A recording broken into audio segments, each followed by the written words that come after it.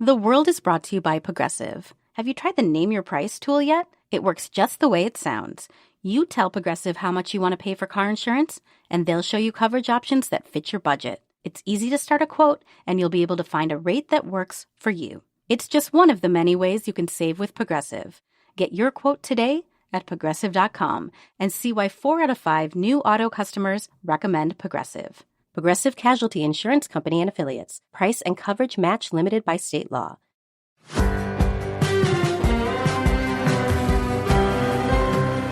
Coronavirus cases and deaths in India are on the rise again, prompting another lockdown, while in the commercial capital Mumbai, vaccine distribution is uneven. So I got to the center this morning and was completely horrified because they were turning cars around and there were little printouts up saying that there are no vaccines available. We take you to that vaccination center. At the U.S.-Mexico border, the arrivals continue. We speak with a nun who's helping out after those long journeys. The basic things that a person needs: milk for the baby, a bottle, shampoo, take a shower, all those things that are basic just to restore our dignity, our sense of who we are. And we talk about the mixed legacy of Britain's Duke of Edinburgh. There were two sides of Prince Philip, and I think both should be remembered. The two sides of Prince Philip and more stories today here on The World. I'm Marco Werman. This is The World on a Friday. Glad you could make it. We begin today in India. Once again, the country has gone into lockdown. Despite a massive vaccination effort, COVID cases have been on the rise in India. Reporter Chavi Sachdev is in Mumbai. She explained to me the scale of the problem. It's really quite bad. I live in Mumbai, which is in the state of Maharashtra, and we are leading this race. We've had the highest number of daily cases happening in Mumbai since last year. And, we're number 3 in the world as well. It's quite bad. People are scared.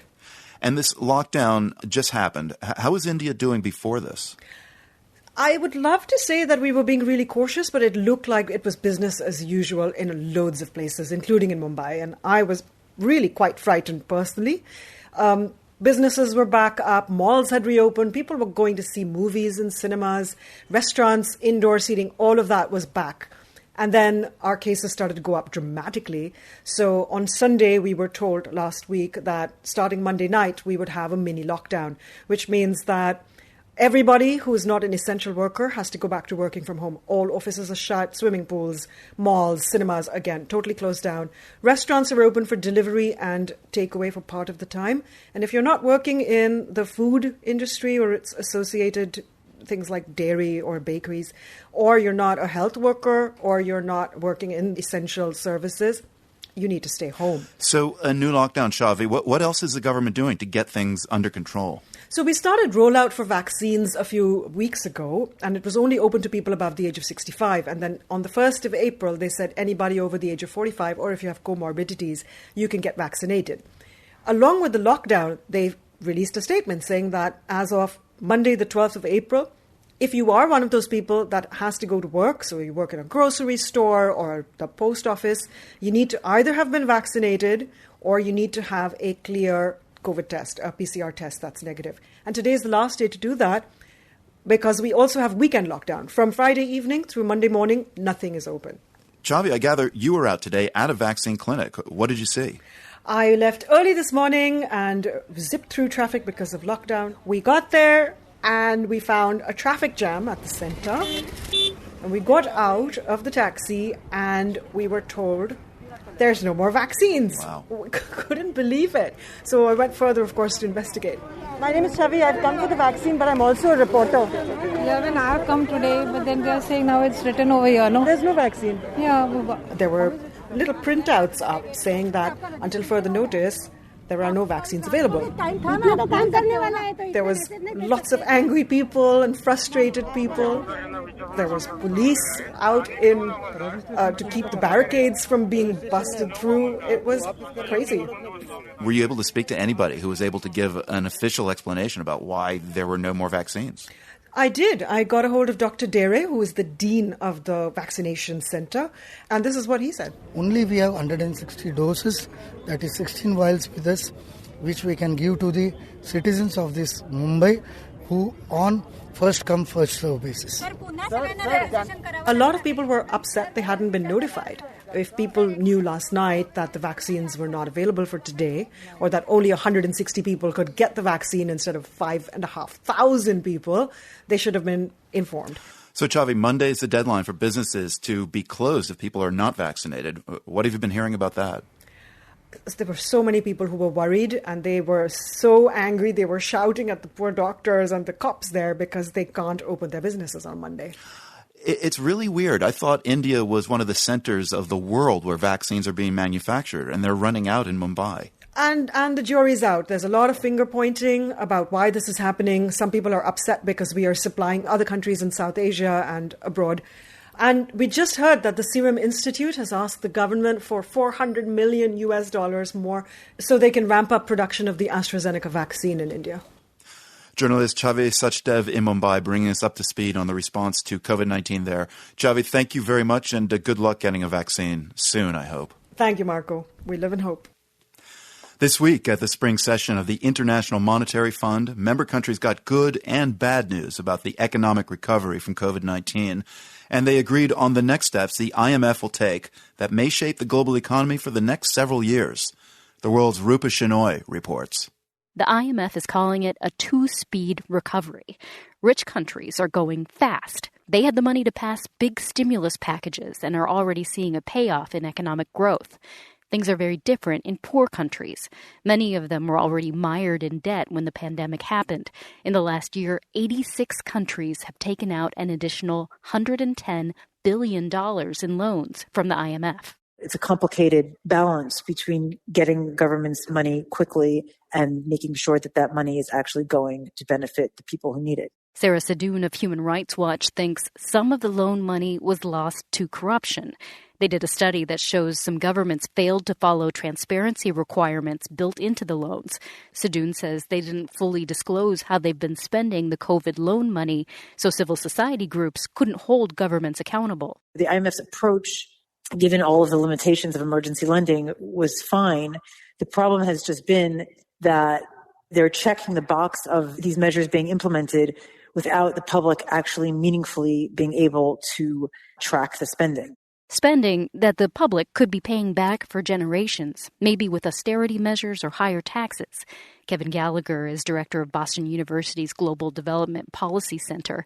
He says he's losing sleep over the looming debt crisis in the developing world. Some countries are actually already paying somewhere between 30 and 70% of all government revenue to service external debts, to pay back bondholders in New York, to pay back development banks and so forth. He says the rich countries' success, in a way, could make things worse for poor countries. Take the U.S. The IMF expects its economy to grow by 6.4% this year, more than it has in decades. Gallagher says there's a possibility that will mean inflation, which may in turn mean the U.S. raises interest rates. And if interest rates go up, he says, that essentially increases developing countries' debt. So they have to come up with that many more rupees or that many more real or that many more pesos or that many more rands to be able to pay those dollar debts. The IMF thinks these two halves of the world moving at different speeds need to come together. For a while, it's wanted to use one of its most powerful tools to give poor countries desperately needed cash, something called special drawing rights. They're kind of like a line of credit for IMF member countries that most of the time doesn't need to be paid back. The Trump administration opposed expanding special drawing rights, but this week the U.S. and other countries agreed to increasing them by $650 billion. In an interview, Jayla Pazar-Basholo, IMF Director of Strategy, Policy and Review, says it's the largest increase in special drawing rights in the nearly 80-year history of the IMF. It shows that the membership came together for the needs of all. Pazar-Basholo says the move will help minimize the divergence between countries. The IMF is also recommending countries raise taxes on the wealthy or close tax loopholes in order to bring the rich and poor within countries more into alignment. We have always talked about progressive taxation, and this is more important now. Why? Because we are talking about inequality, which is worsening, and we are also talking about divergence and potential long-term impact from this crisis. As for addressing possible corruption, Pizar Pacholo says the IMF will soon launch an online matrix showing the progress each country receiving a loan has made toward its transparency commitments. She says that will help civil society groups ensure accountability. For The World, I'm Rupa Shenoy. In Britain today, tributes poured in from around the world following news of the death of Prince Philip. The Duke of Edinburgh, husband of Queen Elizabeth II, was 99 years old. A statement announcing the prince's death was attached to the gates of Buckingham Palace in central London. Prince Philip was the longest-serving consort to the British royal family. He was also often seen as a controversial figure. From London, The World's Orla Barry has more. When news of Prince Philip's death emerged from Buckingham Palace today, the BBC's main TV channels went dark. A news reporter then made the announcement. We are interrupting our normal programmes to bring you an important announcement. A short while ago, Buckingham Palace announced the death of His Royal Highness Prince Philip, the Duke of Edinburgh. Before playing the British national anthem in full.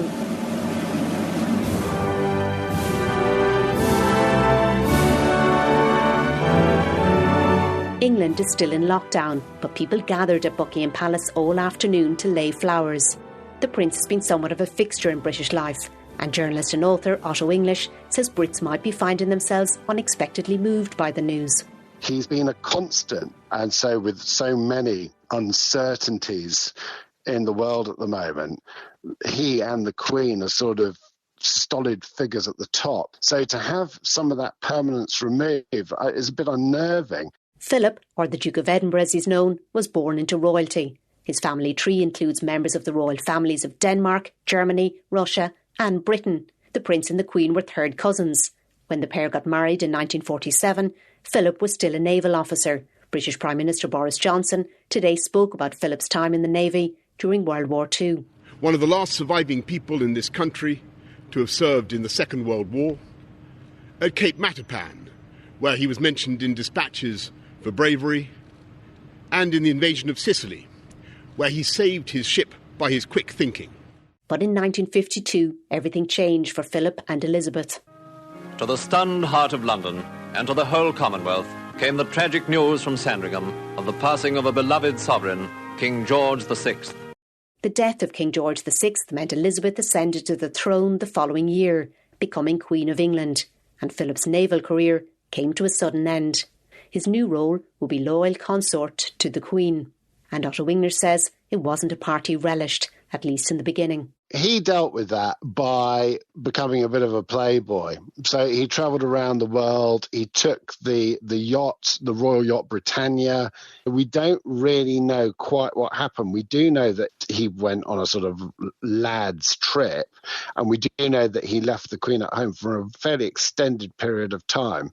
Later, as Philip settled into his new post, he went on to become patron to hundreds of charities in the UK. President Joe Biden said Prince Philip was someone who had gladly dedicated himself to the people of the UK, the Commonwealth and to his family, while the Dutch royal house said that his lively personality never ceased to leave an unforgettable impression. Lively was one way to describe him. Philip frequently made news headlines in Britain for his inappropriate and often offensive comments. Here's a BBC report from an official visit to China in 1986. At one stage today, the Prince spoke to a British student. The student says the Prince said a couple of things about Peking which were rather less than flattering. The report goes on to say the student said Philip made a racist comment. In 2003, when speaking to the President of Nigeria, who was in national dress, Philip commented, "You look like you're ready for bed." Otto English says it's hard to know if the Prince appreciated the offence he was causing. There are whole long lists on the internet of the offensive gaffes he made, and he became ever more like a cartoonish figure. Some people forgave him saying he was an elderly man, but there were times clearly when he was almost revelling in causing trouble. Who knows? Was he just being a naive old man, or was he deliberately doing it? But officially, at least in Britain today, that side of Philip is not being remembered as the country begins 8 days of mourning. Flags on public buildings are flying at half-mast. There will be no state funeral. The palace said today this is according to the Prince's own wishes. Because of coronavirus restrictions, members of the public have been asked not to turn up at Buckingham Palace to pay their respects. Instead, in a sign of the times, a digital book of condolences is expected to be opened. For The World, I'm Orla Barry in London. You're with The World. I'm Marco Werman. You're with The World. At the U.S.-Mexico border, most migrants and asylum seekers are being turned back, but some families and kids traveling alone are being led into the U.S., often with just the clothes on their back. Some people give them help, providing clean clothes or a hot meal. People like Sister Norma Pimentel, who runs the Catholic Charities of the Rio Grande Valley in South Texas, near the Mexico border. Sister Norma spoke with me from San Juan, Texas. Sister Norma, you've been working at the U.S.-Mexico border for several years. What are you seeing now, and how does it compare to past years? Well, what we're seeing now is great numbers of unaccompanied children that are increasing more and more, and so are children that are coming with their parents, especially those that are under the age of 6. Luckily for them, are allowed to remain in the United States because Mexico is not taking those families back. The numbers definitely are increasing. Very similar to what we saw in 2019. That's when we saw the most families in the 2019, and today is very similar to that. So what do people need most after their release from U.S. border custody? What we do immediately is help them speak with their family and guide the family. What do they need to do to buy the bus ticket or plane ticket? And therefore, in the meantime, they can have an opportunity to get the basic things that a person needs, which is milk for the baby, a bottle, shampoo, take a shower, clean up, rest, all those things that are basic for us just to restore our dignity, our sense of who we are, is what we provide them immediately. And for a couple of hours that they're with us before they get that ticket and move on to their destination, that's what we do. So while a few families are being admitted, it appears that parents with children over the age of 6 are being sent back to Mexico, and some to very dangerous parts of Mexico controlled by cartels. What are you hearing about the conditions facing those families who are turned back? I have always voiced my concern on anyone being sent back to Mexico. And that was when we had this remaining Mexico policy for the past 2 years that we were sending all these families, and it was not safe for them to be in the border towns of Mexico where they had to wait so they could continue that process of asylum coming into the United States for the hearings. They had to wait in Mexico. Families were at high risk of being abused and hurt in many ways. And so there needs to be another option besides just sending somebody back. Sister Norma, what are you expecting or anticipating just generally in the next few weeks and months? Will more families be crossing, and will their needs continue to grow?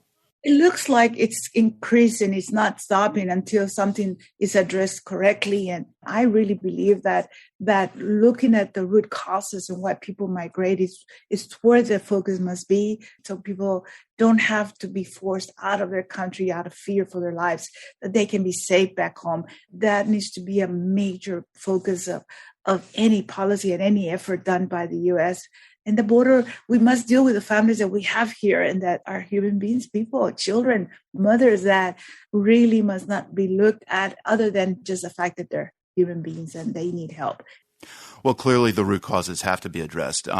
As you've provided assistance yourself along the border, Sister Norma, you were saying earlier that really what's happening today is not all that dissimilar from the unaccompanied children arrivals in 2019. Is the immigration system in the U.S. any better prepared for dealing with what is now something to kind of be regular? I think that I'm hopeful that this administration, and if not just the administration, but everybody comes together and finding solutions to address this correctly. The problem is not that the border immigration is happening for a reason. And so I think that needs to be addressed and solutions need to be developed. And I'm very hopeful and pray that this happens, that everybody, that we don't make this a political issue, but rather a reality of human beings, people hurting and suffering, and that we must find solutions that address this correctly. Sister Norma, thank you very much for speaking with us and for your work. Thank you. I'm glad that I can share what I know. Another very politicized issue in the U.S. that impacts people across borders is gun policy. President Joe Biden announced this week his desire to further regulate so-called ghost guns, homemade firearms made from parts bought online that don't have traceable serial numbers. Biden would like to see the individual kits and parts treated as weapons with serial numbers and a requirement for background checks. Joan Grillo is an author and journalist based in Mexico City who's reported on ghost guns. He's got a new book out called Blood, Gun, Money, How America Arms Gangs and Cartels. He joins us now. Joan, what can you tell us about the proliferation of ghost guns in Latin America? Well, it's an increasingly serious issue. So I can think of a couple of cases of very serious organized crime groups taking advantage of the huge market in gun parts in the United States. One is the Jalisco cartel. There was a one raid back in 2014 of workshops of the Jalisco cartel where they found them assembling AR-15s. They'd assembled 100 already with some machinery and parts almost certainly bought in the United States. In 2019 in Florida, customs inspectors found 100 receivers, which are one of the main parts for AR-15s. This led them to trace them down, going to Argentina and something called Operation Patagonia. And they found a group there called the PCC, which was assembling these rifles in workshops. And they found 2,500 guns. So this is a serious pipeline of weaponry. Is there a clear sense who's behind the creation and distribution of these types of weapons in Latin America? And are the kind of creators traveling to the U.S. to collect them and sell them back in Jalisco, for example? You know, people buy in the United States online. You can order these kits, take them over the border quite easily. I had one interview with somebody who was also running gun parts over the border close to Ciudad Juarez. He was an American who actually was laying cable on both sides of the border and had a government permit and was taking advantage of that to traffic firearms. So it's one way people can bring them, you know, easily and in bulk to Mexico, and also the advantage of having no serial numbers. Then when these are used in crimes, you can't trace them. And Latin American governments, have they had ghost guns on their radars? Are they generally aware that this has been going on, cross-border traffic and ghost gun parts? There is now in the Mexican government a move to take this issue seriously. This issue was kind of off the agenda for about a decade, but now we are seeing Latin American governments take this seriously. I was also in Los Angeles. I mean, right now, the sheer numbers of ghost guns are not that high in a percentage. But I think one other reason that you need to act against ghost guns as well as act against other firearms trafficking is if you stop other firearms trafficking, they'll just switch to ghost guns. You've spoken a lot about Mexico, Joan. What about countries like El Salvador and Honduras, where gang violence is out of control? How have authorities there handled their own response to ghost guns, and have those actions been at all effective? So the Central American countries, including El Salvador and Honduras, also are places where there are a lot of guns from the United States are trafficked to.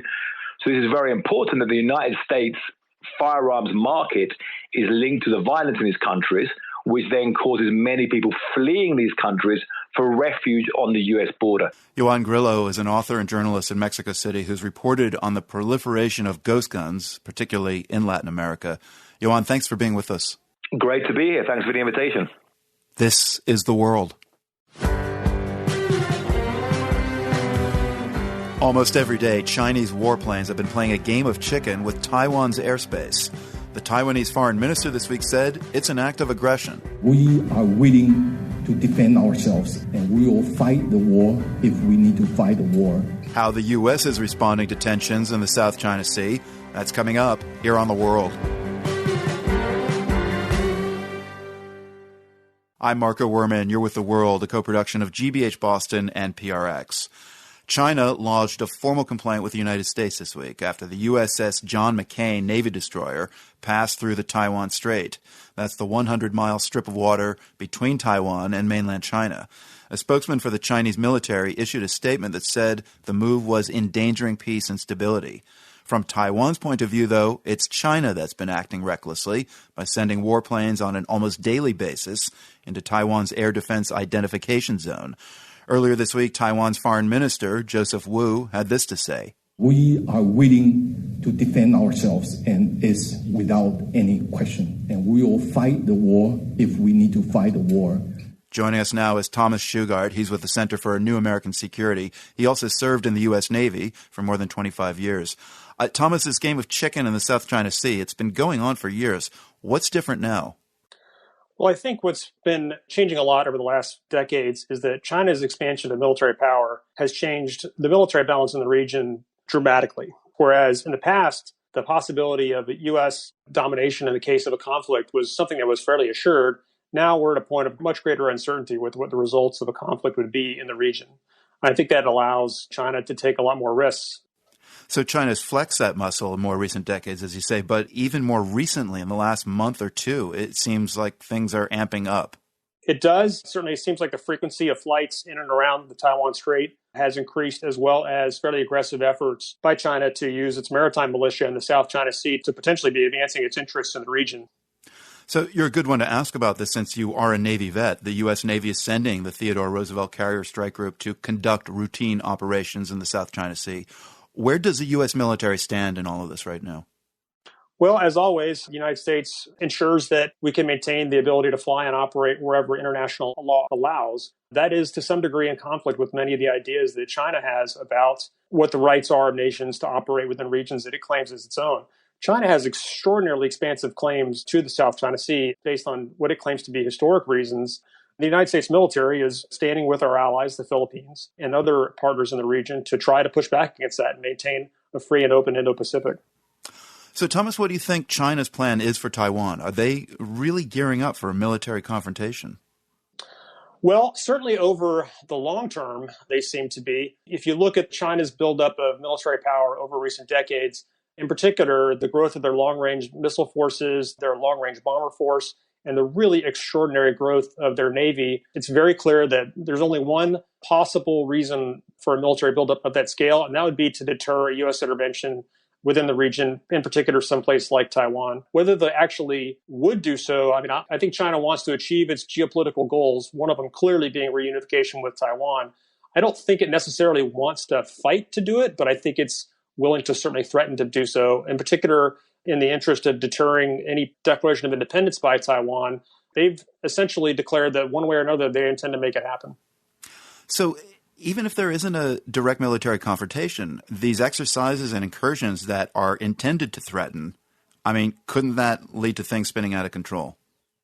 Well, certainly, as we've seen in the past, that sort of thing has happened before. We had a fairly tense encounter with the Chinese in the early 2000s when a collision occurred between a Chinese aircraft and a U.S. reconnaissance aircraft that managed to be worked out and kept at a low level. We've also had cases in the South China Sea where a Chinese destroyer essentially threatened a U.S. destroyer with collision, and it was only a last-minute maneuver by the U.S. destroyer in accordance with the rules of the road, nautical rules of the road, which the Chinese vessel was not following, that managed to avoid that.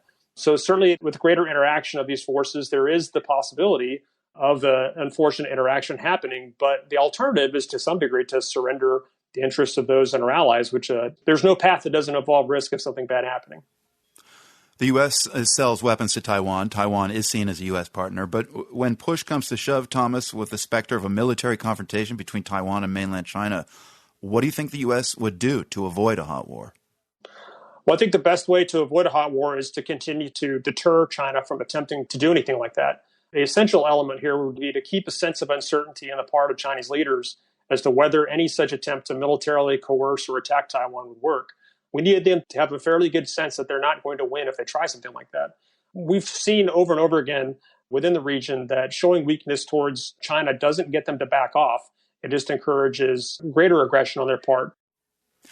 Thomas Shugart with the Center for New American Security speaking with us about recent escalation between mainland China and Taiwan.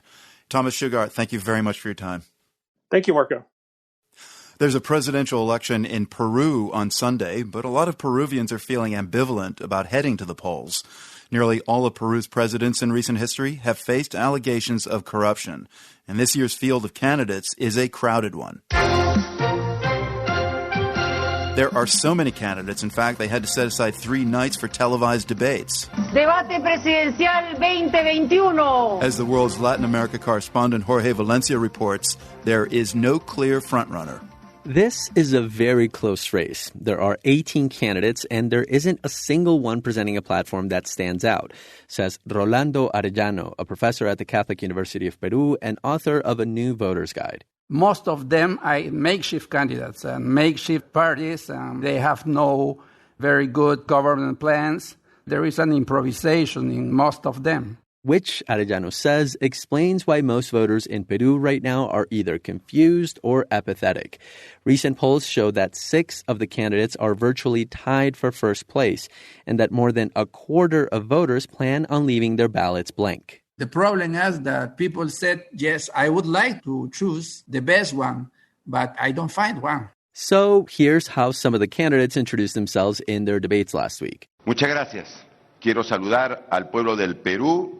Johnny Lescano, a former congressman, said that he would address corruption. He venido a plantear 3 propuestas fundamentales. Hernando de Soto, a former director of Peru's central bank, said he wants to unite the country. Estamos atravesando nuevamente, lamentable y dolorosamente, un grave momento. Verónica Mendoza, another former congressperson, said she wants to provide better health care. Overall, the 18 candidates span across Peru's political spectrum of left, right, populist, nationalist. Some speak at least one of the country's indigenous languages. But here is another key reason this race is so close. Most voters aren't paying that much attention, says political scientist José Alejandro Godoy. La gente está pensando en cuestiones muy de corto plazo. People are thinking about issues that are much more urgent, Godoy says. Ten en cuenta que Perú es uno de los países más afectados por la pandemia, no solamente en América Latina, sino también en el mundo. Godoy explains that Peru is one of the countries hardest hit by the pandemic. The country still hasn't made it out of its second wave of cases, and it is one of the world's top 20 countries with the highest mortality rate. There's a shortage of beds and medical oxygen tanks. Entonces el frenazo económico ha sido fuerte. And the country's economic slowdown has been severe, Godoy says. The economy shrank an estimated 11% last year, primarily affecting the country's informal workers, who make up a majority of the workforce. And most Peruvians believe the government has botched the response to the health and the economic crisis. And that leads us to a third reason this presidential race is so close. People distrust government, says Samuel Rota, director of Proética, an NGO based in the capital of Lima. We promote anti-corruption reforms. We do research on corruption. Rota says a series of scandals have contributed to the lack of faith in the office of the presidency. The most recent one even earned a nickname from the Peruvian press, Vaccinegate. Bueno, este escándalo del vacunagate nos hace reflexionar. Lo han bautizado con el nombre de vacunagate. El vacunagate peruano golpea a las más altas esferas del Estado. Rota says well-connected people, including then-President Martín Vizcarra and his wife, jumped the line to receive a vaccine that was still in the trial phase. It was like 300 people got vaccinated with special doses that came to the country as a part of the study that was being conducted by Sinopharm, the Chinese laboratory. Rota says Vaccinegate was especially disheartening because most of Vizcarra's recent predecessors were removed from office for corruption, and Vizcarra himself campaigned on this issue. He built for himself an image of an anti-corruption leader against a number of political sectors that were against the changes and against the reforms. Still, Rolando Arellano, author of a new voter's guide, says he's optimistic that more informed and engaged voters can change Peru's politics. This is a problem of the politicians, but the solution is on the side of the citizens. If you don't take this responsibility, this vicious circle of this descending spiral is going to be worse, every time worse. With so many candidates running for president of Peru, it's almost guaranteed that the top 2 contenders will go to a runoff in early June, and that whoever wins will have to lead an electorate that is both skeptical and divided. For The World, I'm Jorge Valencia. There's another presidential race this weekend just across Peru's northwestern border. Voters in Ecuador have a choice between just 2 candidates, both of them social conservatives. Andrés Arauz wrapped up his campaign last night in front of several thousand people in the capital, Quito. ¡Que viva el Ecuador! Arauz is a 36-year-old former cabinet minister and a protege of the leftist ex-president Rafael Correa. Esta Estamos aquí para celebrar el camino al triunfo seguro, a la recuperación. Arauz said in his closing speech that he wants to win back the country's dignity. His political mentor, Correa, has been living outside of Ecuador to avoid a corruption conviction. Meanwhile, in the coastal city of Guayaquil, candidate Guillermo Lasso gave a speech in front of a few dozen people who watched from boats on the water. Muchas gracias por esta alegría. Lasso is a 65-year-old former economy minister and has come close twice to being elected president. No ingresé a la política para acumular honores y riqueza. Lasso is also a former banker and said he did not get into politics to get rich. He has opposed what he calls the socialism of ex-President Correa. Some analysts believe that women and younger voters could play a decisive role in the race. Both Arauz and Lasso have tried to expand their support by talking about LGBTQ rights, race, and gender on the campaign trail. Recent polls suggest that two candidates are in a tie. Thwaites Glacier in West Antarctica has been nicknamed the Doomsday Glacier. Thwaites is a mass of ice the size of Florida, and it's melting fast. If it collapses, it could destabilize all of West Antarctica and eventually add several feet to global sea levels. New research published in the journal Science Advances today shows it may be even more vulnerable than scientists realized. The world's environment correspondent Carolyn Beeler reports. Roger, we're ready for you to deploy. Louis, start A-framing in, please. Swedish oceanographer Anna Wåhlin made history 2 years ago when she sent a sophisticated unmanned submarine under Thwaites Glacier. This was the dream. It's the only way to explore under floating ice shelves. A 25-foot torpedo-shaped submarine called Hugin traveled miles under the overhang of ice that extends off the Antarctic continent and floats on the sea. Hugin is in the surface. Yeah, Hugin is at the surface at the recovery position. We have visual contact with Hugin. When it surfaced after its first trip under the glacier 2 years ago, Wåhlin told me that she was nearly speechless. Can you describe how you feel right now? No, I can't. I just wish that everyone gets to feel this feeling once in a lifetime.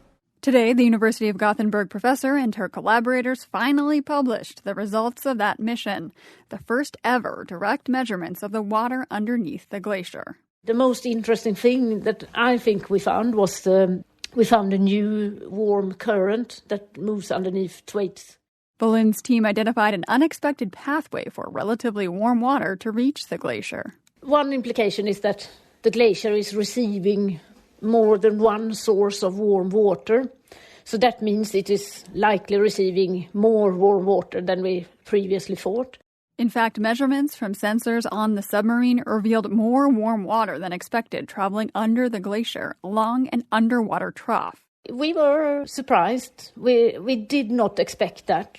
Wåhlin says the data could reflect an unusual year of melting, or her submarine could have recorded the beginning of a new normal for this giant Antarctic glacier. If it continues the way it was when we were there, it will melt much faster in the future. Wåhlin's work is part of an international research effort to understand how much and how fast Thwaites Glacier might melt. Sridhar Anandakrishnan is a Penn State glaciologist who's also a part of that effort. This oceanographic measurement is really exciting in a negative way because it really shows that the stability of that ice shelf is more tenuous than we had thought, and these direct measurements of it demonstrate that. The new data will be combined with other measurements to update models predicting what happens to the glacier as the climate changes. And really start making some predictive assessments of what the ice shelf will look like in 5, 10, 50, 100 years' time, if it survives that long. If it survives that long, he says. Scientists have known for decades that Thwaites is melting, but the picture of exactly what's happening underneath the glacier has been fuzzy at best. Glaciologist Eric Rignot at the University of California, Irvine published a paper in 2001 using satellite data to show the glacier was thinning and retreating. That was 20 years ago. We detected a sick patient with satellites, and it took 20 years to get to the patient and see why he's getting sick. About a decade after that, airplanes flew instruments over the glacier. Vigneault says those measurements gave scientists a very rough estimate of what the seafloor under the floating portion of the glacier looks like. Kind of like views of California from 30,000 feet. We get the general shape of the seafloor. We get to find out that there are rocky mountains on the eastern side of California, and there's a deeper valley in the Central Valley. That zoomed-out view is the one scientists have been using to estimate how warm water is getting funneled toward Thwaites Glacier in underwater valleys. The sonar fitted to Anna Voland's submarine now gives scientists a much more detailed look. Before she deployed it, Voland told me that humans know more about the moon than they do about this part of planet Earth. I asked her this week if that's changed. Yeah, how many times have we been to the moon? I think it's 10 times or so.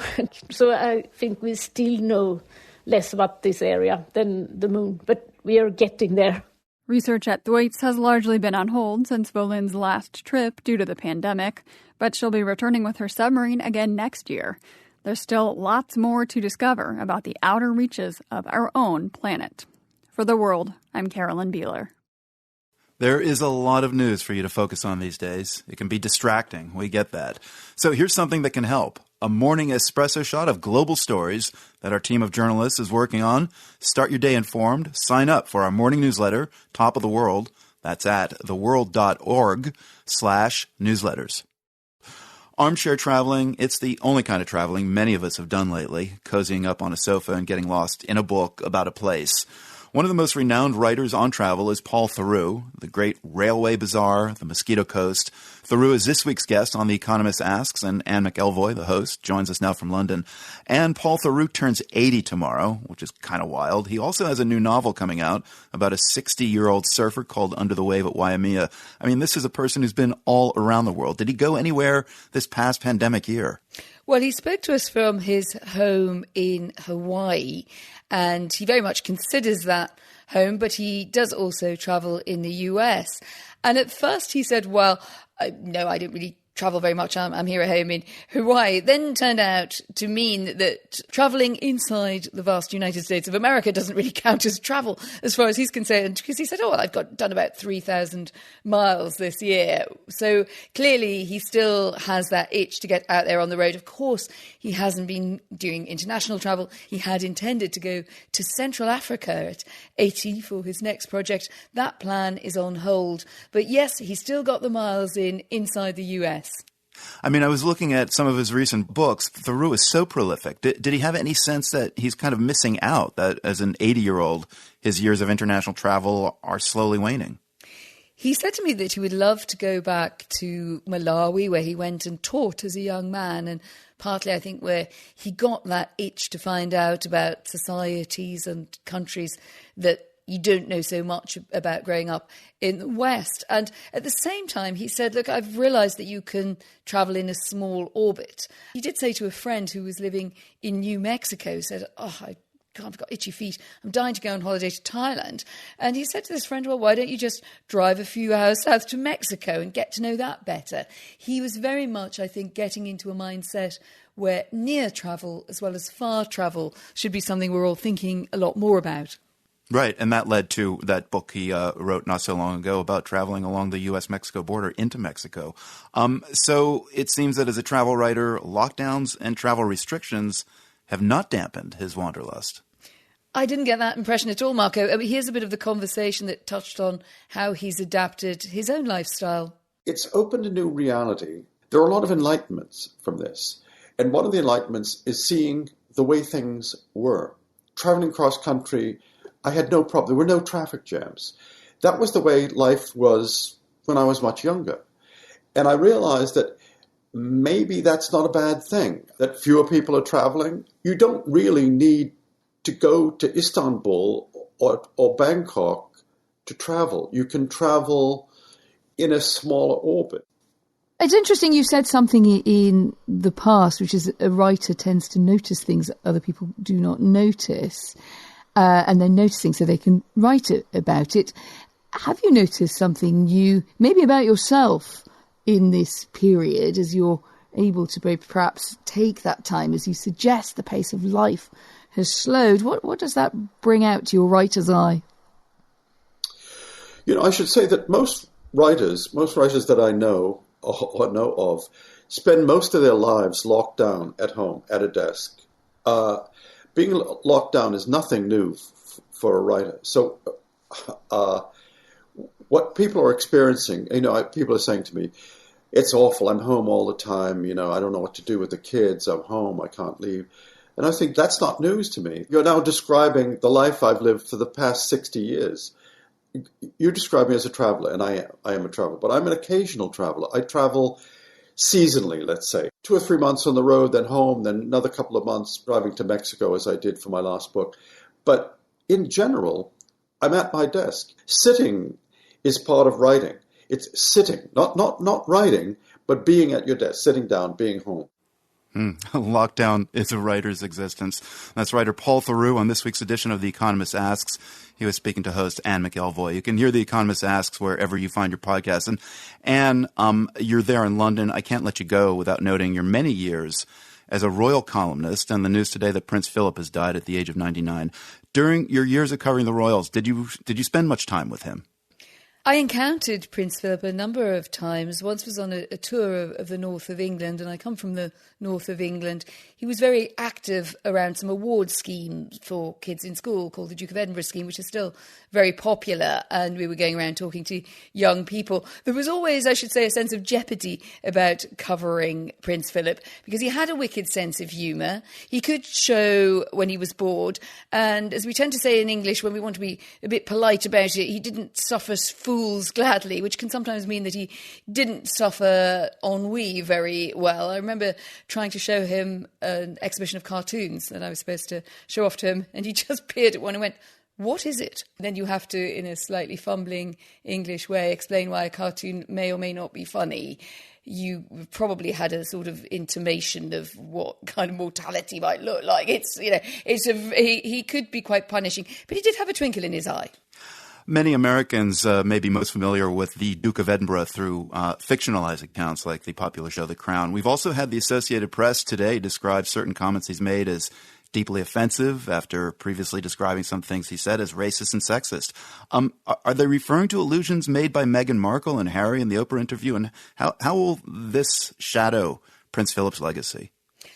I don't know whether these comments are aimed at the Meghan Markle interview or referring to that. What I would say, and I think it's pretty much in open view, if you followed the royal family for a lot of years, Prince Philip was a man of a certain generation. He was very un-PC, not at all politically correct. I don't think he intended to be cruel, but I think a lot of the things that he said wouldn't pass muster now, and younger members of the royal family certainly wouldn't couch their comments in the same ways, whether it was about some points about gender, certainly around race, where the way that he stereotyped would now be seen as offensive. I would just put in a word for the late Prince Philip, and the Queen is clearly feeling his loss very much, and she will do, because he was an amazingly loyal consort. He did a lot of work. He went out and about a lot, even in old age, and he had a wicked sense of humour, and he would often make the comment like, I declare this open, whatever it is. He had a sort of levity. It could cross over into what would now be seen, I think, more widely as offensive. There were two sides of Prince Philip, and I think both should be remembered. Anne McElvoy of Economist Radio, always good to speak. Thank you very much. Great to talk to you, Marco. That wraps up business for us today. The World comes to you from the Nan and Bill Harris studio at GBH in Boston. I'm Marco Werman.